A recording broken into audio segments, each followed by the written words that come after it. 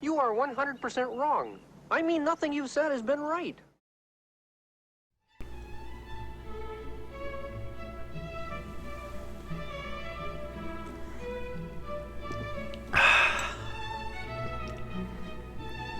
Oh, hello. I didn't see you there. I was busy admiring my subscriber count of over 150 of you lovely folks. And of course, now that I'm a big shot YouTuber, that can only mean one thing. It's time to do something controversial. But being controversial goes against my main goal with this channel, where I try to be as positive and open as possible. So what can I do that's controversial, but not openly antagonistic at the same time? I know! Unpopular opinions.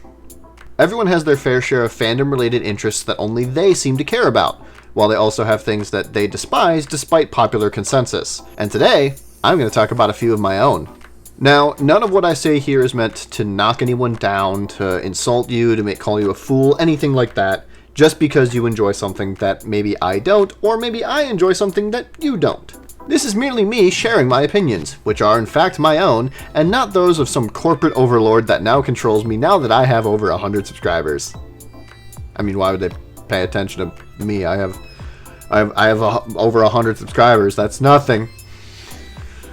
Look, there are things that I like that maybe you don't, and there are things that I don't like that maybe you do. That's what this video is about. I really don't know what else to say there, and this video is going to be long enough as it is, so let's just get it started, I guess. I just don't know what else to make at this point. Go away! But where, oh where to start? Well, you know, Sony tried shutting down the PlayStation 3 earlier this year, which in itself was a bit of a controversial move, so let's go with something there. You know what, let's start things off a little bit tame. And let's talk about something from the PlayStation 3. A game that is widely seen as not fun by most people for some reason. LittleBigPlanet Karting. The LittleBigPlanet series was a breakout success for the PlayStation 3, and has managed to get a handful of sequels over the years, including as recently as 2020 with Sackboy: A Big Adventure, a Vita spin-off that was basically just LittleBigPlanet again, but this time on the toilet, and the topic of discussion for now, a kart racer. Yes, Sackboy and his entourage of felt-covered friends managed to join the good graces of Mario, Sonic, Crash Bandicoot, Diddy Kong, Garfield the Cat, Tommy Pickles, Shrek, the Muppets, the M&Ms, and even a literal child who just opens boxes of toys on YouTube and has gotten his own kart racing experience. Seriously, a kid unboxing toys on YouTube got a video game?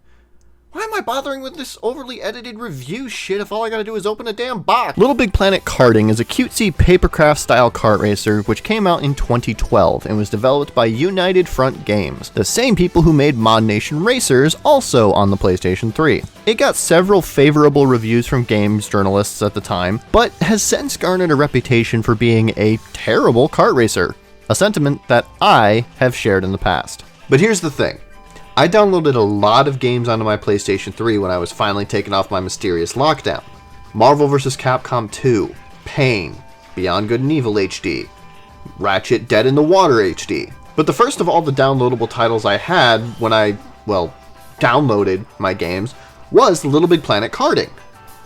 And, I didn't hate playing it, I just found myself having more fun with it than I remember. Now that's not to say that the game is perfect, by any means. While it utilizes a lot of the same tools and aesthetics of LittleBigPlanet, it doesn't really feel like a LittleBigPlanet game, much in the same way it feels like a Mod Nation Racers game to play, but doesn't have the same charm and unique appeal of Mod Nation Racers' vinyl figure aesthetic. If anything, it's a kart racing game that just lacks a true identity, and I think that's why most people disliked it so much, regardless of how much customization both series offer through their various cross-promotion skins and outfits.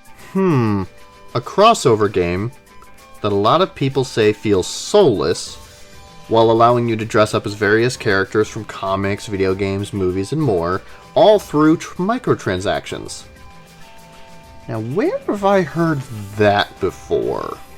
When I played LBP Karting recently, I found it to be a charming little diversion from the 2D platforming franchise it originated from, with some noticeable flaws. Similar to how the recent Sackboy: A Big Adventure for PlayStation 4 and PlayStation 5 is a nice platforming diversion with noticeable flaws. The controls for the karts feel responsive. The tracks are surprisingly varied in layout and theming. There's a lot of extra game modes within the story and options for multiple people to play together on one console. And you can not only customize your racer and kart, but you can also make your own tracks. All of this fits wonderfully alongside LittleBigPlanet's philosophy of embracing creativity. And I'm just glad I remembered to download it before Sony inevitably shuts down the store and makes it so I have to pay an ungodly amount of money for a disc copy. The way I see it, LittleBigPlanet Karting isn't bad, it's just misguided. If they had leaned more into the craft side of things that LittleBigPlanet is known for, it probably would have done better. Because at the end of the day, there's only so many ways you can make a kart racer and make a kart racer good, and there are certainly way worse kart racing games out there. Plus, as of this video, it is the only video game that lets you take Kevin Butler and smack him headfirst into a wall. But that's just minor league when it comes to unpopular opinions. I like a PS3 game that a lot of people don't? Come on, not even worth mentioning. So how about we take a step away from the cutesy craft world of LittleBigPlanet and instead talk about everyone's favorite crime simulator for a moment. That infamous series where you partake in criminal activities in over-the-top ways, all for a bid for power to become the #1 most feared person in the world? That's right. Saints Row 4. Wait. Did you think I meant GTA 5? Why would I talk about GTA 5 when Saints Row 4 is just a better game?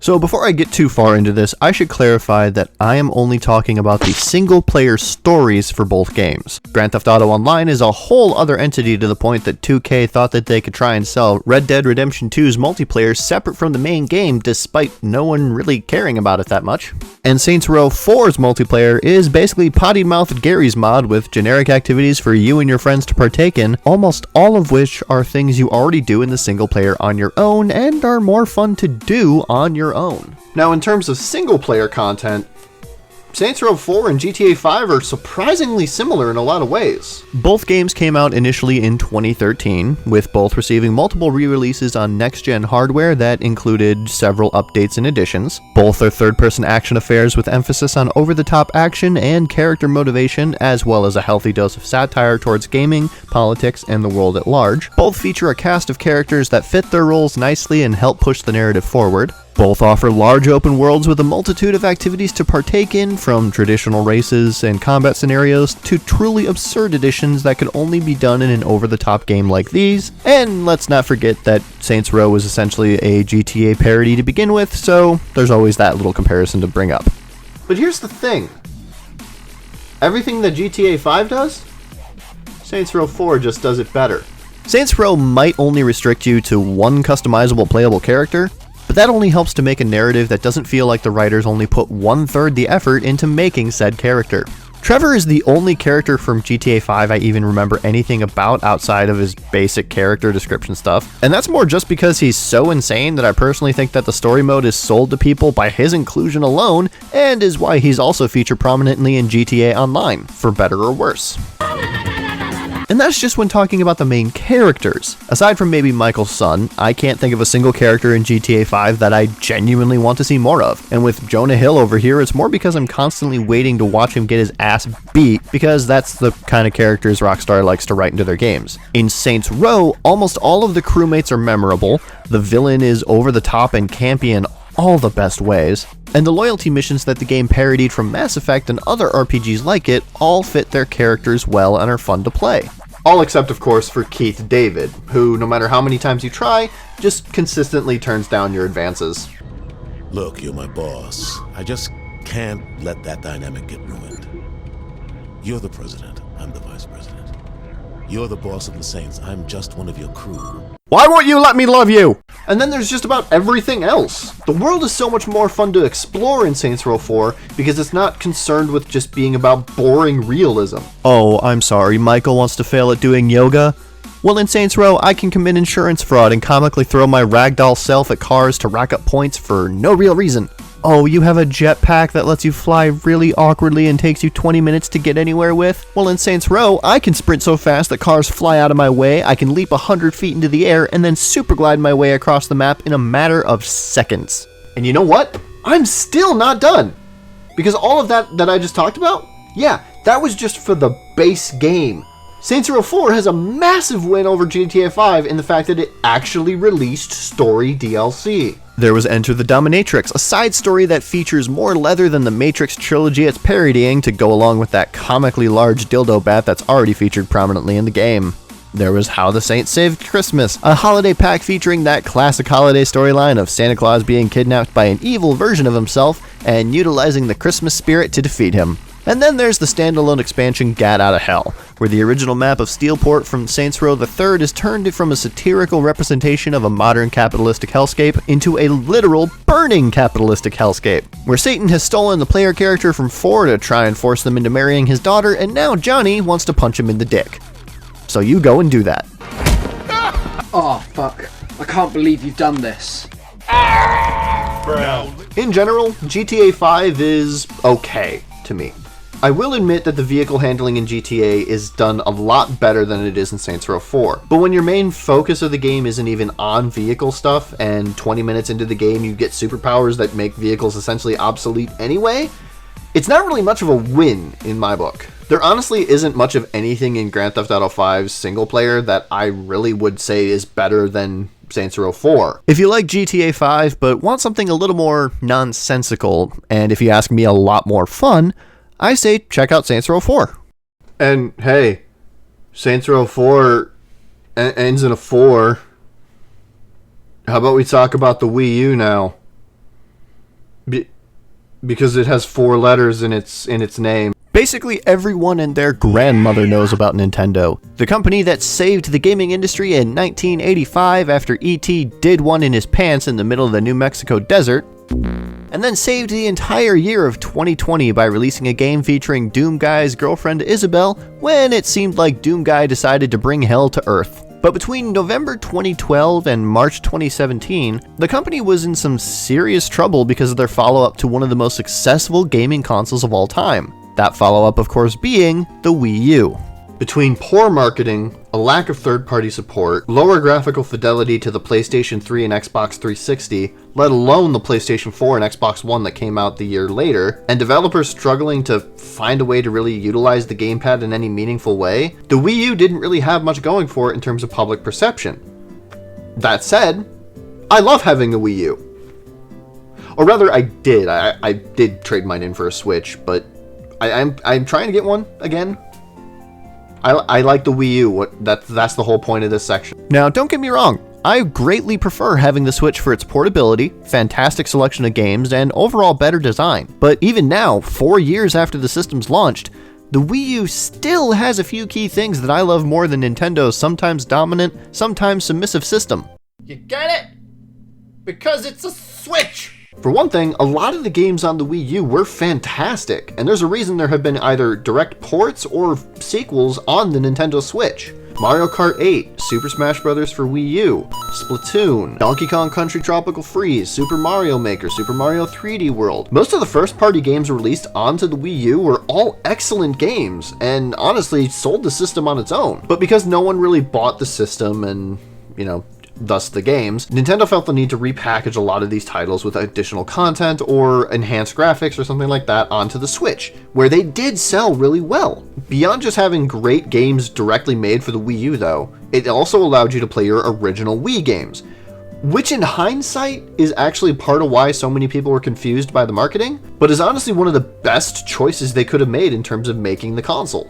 The Switch, thanks in part to utilizing cartridges over discs, is not backwards compatible, but the Wii U is, and therefore had an extensive library of games that were playable on it at launch, even if those games were a few years old up to that point. Even better than just games though, you didn't need to use new hardware to play them either, with the Wii U letting you pair old Wiimotes and controllers to do it, making it easier to upgrade to the newer hardware. But one of the biggest strengths that the Wii U had and still has over the Switch is the use of media apps for services like Netflix or YouTube. The Wii U has dedicated applications for these and more, so beyond just using the tablet to play a game while someone else uses the television, you could easily use it to watch some of the other great videos here on the Valiant Attempt YouTube channel. Wait, how did that make it into the script? Now, to be perfectly fair, since launch, the Switch has been afforded a YouTube app, but as far as I can tell, the only other ones available on Switch are Funimation and Hulu. Great if you have those, but that just pales in comparison to the Wii U's offerings, even if now some of them have been slowly removing support for the system. So yeah,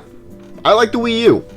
It had great games, it let you play your older games and use your older hardware if you didn't want to get full in on it right away, and it had a lot of great applications that weren't necessarily gaming related, like Netflix and YouTube. Now, there is one thing I cannot forgive the Wii U for, and this is honestly a very personal thing that I can't really forgive. Whenever I would buy anything digitally through the Nintendo eShop, it technically wasn't mine. I don't know if it was related to account authentication or Nintendo's consistent desire to be infuriatingly different from the rest of the gaming world, but anything you purchased on your Wii U system would be locked to that system rather than your account. Meaning if, let's say for instance, you got rid of your Wii U to get a Switch when it came out, but later wanted to get a Wii U for cheap to relive some of your favorite games in their original format, or just like collecting gaming consoles and games, you would have to rebuy any digital games you had purchased previously, as well as any DLC you had bought for games like Mario Kart 8 and Super Smash Bros. For Wii U, which you can't even do anymore in some regions because the Wii U version of the eShop was shut down last year. It's annoying having to deal with my lack of control over my digital library of games, which transitions nicely into the fact that I have no control over my digital library of games. I understand the popularity and uptrend towards digital gaming. I really do. But as someone who's been burned one too many times by digital-only distribution, I'm not a fan of it, and I don't like seeing it become as ubiquitous as it's become. I already mentioned my issues with the Wii U, but storefronts that tie content to your account have their problems too. Probably one of the biggest upsets I can think of in recent history is Sony attempting to shut down the PlayStation 3 store. But beyond that, how about Konami removing the PT demo from the PlayStation 4 store?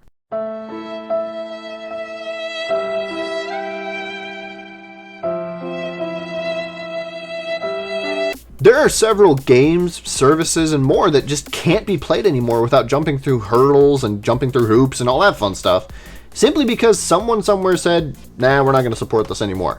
Sure, games like Deadpool or Super Mario 3D All-Stars Collection for Switch may no longer be able to be bought on digital storefronts, but they can be played with a physical disc or cartridge, and on the rare occasion that one of these delisted games somehow gets a re-release like Scott Pilgrim vs. the World the game did earlier this year, it's practically a cause for celebration for those of us who like that game. Sadly, not all games get this kind of treatment. And it's unfortunate because a lot of the games that you can still get physically are either really expensive or really rare and they can't be played anymore. Not to mention all of the games that just can't be played anymore because DLC is not available, because the servers were shut down, or essential updates that make the game playable are no longer available. And none of this is even touching on services like Google Stadia or PlayStation Now, services that feature streaming-only options for several games on top of removing games from the service periodically, making it so you don't even own a digital copy of the game either, that on a whim can just be plucked from your library, possibly never to be played again through said service. Now, this is not me going on a big tirade about how physical is the only way of the future. Honestly, there's just a lot of companies out there who just don't have the ability to make physical cartridges or discs of their games, which is why the ubiquity of like the PlayStation Store or the Steam Marketplace is so big. Me personally, I just like having a physical collection. It means that I can still play the game so long as the disc is still intact. Plus, having a physical collection means you have a nice little display that you can show off to people who probably don't give a shit about what games you have. Would I personally prefer there be a physical option with gaming at any possible juncture? Of course. I got a PlayStation 5 with a disc tray for crying out loud. But it's becoming more prevalent lately that companies are shifting towards digital distribution, partly to save costs on printing discs, but also because it gives them a bit of an easier control over how they distribute their products. Me personally, I prefer physical. And if there's an option for physical, I will probably go for it unless there's like some really good sale or something. But speaking of the things we consume, my final controversial video is the big one. The one that you've probably all been waiting for compared to what you've seen before. I'd rather have a disc to smudge and scratch? Pfft, go ahead, you nerd. The Wii U is a good console, actually? Come on. What's the real unpopular opinion? Well, do not fret, hypothetical commenter, for I am here to sate your appetite. And that highly controversial, cringe-worthy opinion is... I actually kind of like playing Fortnite. I mean, go figure, right? Now, this is one that I'm not going to talk about too much here, if only because I have an entire other video planned that goes over it in a large retrospective of sorts. So instead, I'm just going to give you a quick bullet point of sorts to give you an idea what to look forward to, and also to sate your curiosity a little bit in case you were actually curious.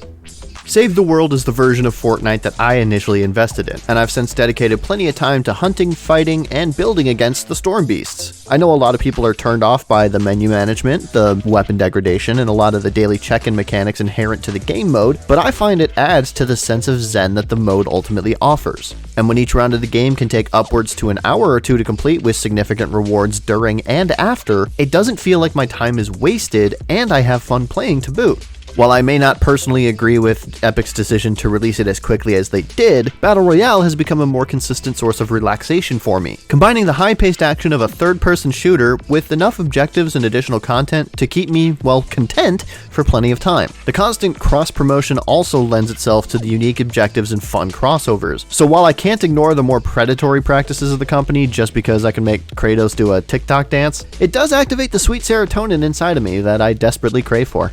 Beyond just the gameplay, the art style is fun and unique enough to not only allow it to stand out from the vast majority of its competitors, most of which are grimdark and militaristic in style, but also makes it easy to translate the unique style and personality of other franchises and characters into it. Half of the fun of Fortnite nowadays is playing dress up with your favorite skins and dancing on enemies you've slain, along with the many game modes on offer between both primary game modes, the abundance of custom content available through creative, and consistent updates bringing in more content all of the time.